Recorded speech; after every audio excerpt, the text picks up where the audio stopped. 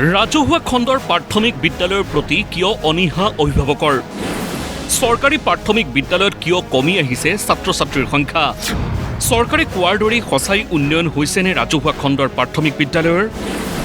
সময় পালেই চৰকাৰী বিদ্যালয়ৰ উন্নয়নৰ ঢাকঢোল বজাই আহিছে মুখ্যমন্ত্ৰী কিংবা শিক্ষামন্ত্ৰীয়ে। কৈছে বিজেপি চৰকাৰৰ দিনত আমূল পৰিৱৰ্তন হৈছে ৰাজহুৱা খণ্ডৰ বিদ্যালয়সমূহৰ। প্ৰকৃততে মুখ্যমন্ত্ৰী ডক্টৰ হিমন্ত বিশ্ব শৰ্মা আৰু শিক্ষামন্ত্ৰী ডক্টৰ ৰণোজ পেগুৱে কৈ অহা এই কথাবোৰ যে মিছা তাৰ তথ্য দাঙি ধৰিলে অসম ৰাজ্যিক প্ৰাথমিক শিক্ষক সন্মিলনীয়ে। ৰাইট টু এডুকেশ্যন এক্ট 2009 আৰম্ভ হোৱাৰ আজি প্ৰায় 14 বছৰ পাৰ হৈ গ'ল। কিন্তু এই ৰাইট টু এডুকেশ্যন এক্ট এতিয়ালৈকে ইমপ্লিমেণ্ট মাত্ৰ 11.5%হে হৈছে। আৰু আমি দেখিছোঁ যে পাব্লিক প্ৰাইভেট পাৰ্টনাৰশ্বিপ পলিচিখনৰ অন্তৰ্গত অংশৰূপেই ইতিমধ্যে ৰাজ্যত প্ৰায় 10,000 বিদ্যালয় বন্ধ হৈ গৈছে। আৰু এই বিদ্যালয়বোৰ বন্ধ হ'বলৈ যাওঁতে যিটো কথা কোৱা হৈছে সেইটো হ'ল শিক্ষাৰ্থীৰ অভাৱ। আৰু শিক্ষাৰ্থীৰ অভাৱৰ কথাটো এনেকৈ কোৱা হৈছে যে শিক্ষকসকলে বিদ্যালয়ত শিক্ষকসকলৰ যিটো কৰ্তব্য এইটো সঠিকভাৱে পালন নকৰে, যাৰ কাৰণে বিদ্যালয়বোৰত ছাত্ৰ ছাত্ৰীৰ সংখ্যা কমি গৈছে। এই কথাটো এনেকুৱা এটা নেৰেটিভ গোটেই সমাজত সৃষ্টি হৈছে, যাৰ কাৰণে আজি আমি দেখিছোঁ যে ৰাজহুৱা বিদ্যালয়বিলাকৰ পৰা ছাত্ৰ ছাত্ৰীসকল ক্ৰমাগতভাৱে ব্যক্তিগত খণ্ডৰ বিদ্যালয়লৈকে গৈছে। আৰু এতিয়া অসমত প্ৰায় 35% বিদ্যালয় ব্যক্তিগত খণ্ডৰ বিদ্যালয় হৈ উঠিছে। শুকুৰবাৰে সংগঠনটোৰ মুখ্য কাৰ্যালয় মহানগৰীৰ শিক্ষক ভৱনত অনুষ্ঠিত এক সংবাদমেলত অনাশৈক্ষিক কামৰ বোজাৰ বাবে ছাত্ৰ ছাত্ৰীক পাঠদান কৰাত যে জটিলতা আহি পৰিছে সেই কথা উল্লেখ কৰিলে শিক্ষক সংগঠনটোৰ নেতৃত্বই। বিদ্যালয়ৰ শ্ৰেণীকোঠাৰ সময়খিনিত শিক্ষকসকলৰ প্ৰশিক্ষণৰ কাৰ্যসূচীবিলাক লোৱা হয়। যদি এজন শিক্ষক তেওঁ RP হিচাপে কাম কৰিছে, ৰিচোৰ্চ পাৰ্চন হিচাপে কাম কৰিছে, তেওঁ যদি জোনেল লেভেলৰ ৰিচোৰ্চ পাৰ্চন হিচাপে কাম কৰিছে, সৰ্বমুঠ 42 দিন তেওঁ কেৱল প্ৰশিক্ষণৰ কাৰণে ব্যৱহাৰ কৰিছে। যদি ডিষ্ট্ৰিক্ট লেভেলৰ তেওঁ RP হৈছে তেতিয়াহ'লে তেওঁ 37 দিন প্ৰশিক্ষণৰ কাৰণে গৈছে। আৰু নৰ্মেল সকলো শিক্ষক শিক্ষয়িত্ৰী 15 দিনৰ পৰা 17 দিন পৰ্যন্ত প্ৰশিক্ষণৰ কাৰণে গৈছে।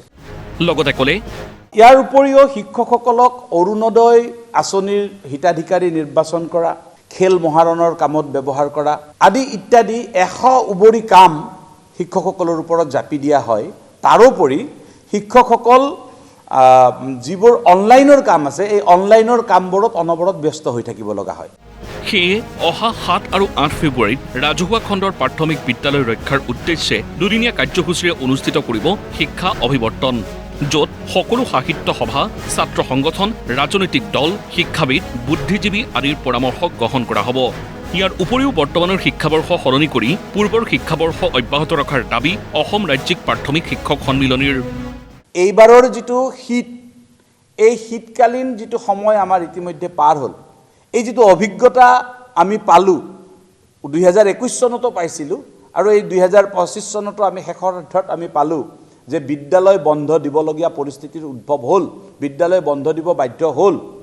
এতিয়া কথাটো হ'ল যে এই পৰিস্থিতিটোৰ পৰা পৰিত্ৰাণ পোৱাৰ উপায় হিচাপে হ'লেও বা ৰাজ্যখনৰ শিক্ষাৰ্থীসকলে শিক্ষাবৰ্ষ সলনিৰ ফলত পাঠ গ্ৰহণৰ সময়সীমা যিটো কমি গৈছে এইটোৰ উত্তৰণ কৰাৰ স্বাৰ্থত অতি শীঘ্ৰে সমিতিখনে প্ৰতিবেদন দাখিল কৰক আৰু পাৰিলে অহা শিক্ষাবৰ্ষৰ পৰা এই কাৰ্যসূচী এই শিক্ষাবৰ্ষ সলনিৰ ব্যৱস্থাটো ৰাজ্য চৰকাৰে গ্ৰহণ কৰক।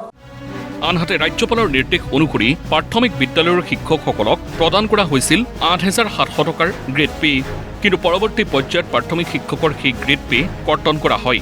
সেয়ে চৰকাৰৰ এই কাণ্ডক খুব উজাৰি ৰাজ্যপালক প্ৰদান কৰা হয় এক স্মাৰক পত্ৰ। আমি এই বিষয়টোত যদিহে ৰাজ্যপাল মহোদয়ৰ তৎপৰতাত আমাৰ এই বিষয়টো সমাধান হোৱাৰ কোনো উপায় আমি নেদেখোঁ, তেনেহ'লে এই কথাটো আমি আজিতেই ঘোষণা কৰিছোঁ যে অচিৰেই আমি ৰাজ্যৰ শিক্ষকসকল কিন্তু ৰাজপথলৈ আহিবলৈও বাধ্য হ'ম। এতিয়া আপোনালোকেই কল্পনা কৰক অসমৰ ৰাজহুৱা খণ্ডৰ প্ৰাথমিক বিদ্যালয়ৰ অৱস্থা কোন দিশে গতি কৰিছে। মুখ্যমন্ত্ৰী ডক্টৰ হিমন্ত বিশ্ব শৰ্মা আৰু শিক্ষামন্ত্ৰী ডক্টৰ ৰণোজ পেগুৱে কোৱাৰ দৰে সঁচাকৈ উন্নয়ন হৈছেনে? ভিডিঅ' জাৰ্নেলিষ্ট দীপক শইকীয়াৰ সহযোগত ধীৰাজ হাজৰিকাৰ ৰিপৰ্ট, প্ৰতিদিন টাইম।